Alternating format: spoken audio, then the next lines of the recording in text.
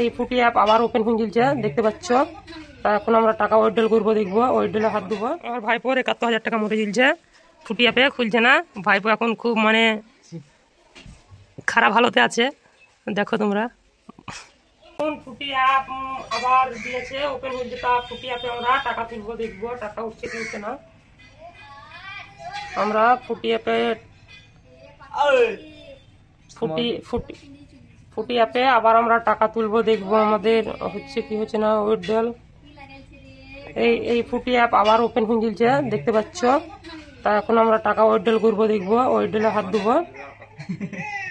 তারপরে এখানে আমি ৫,০০০ টাকা তুলবো, ওপরে অ্যাকাউন্ট নাম্বার তো আমি এখন ৫,০০০ টাকা তুলবো।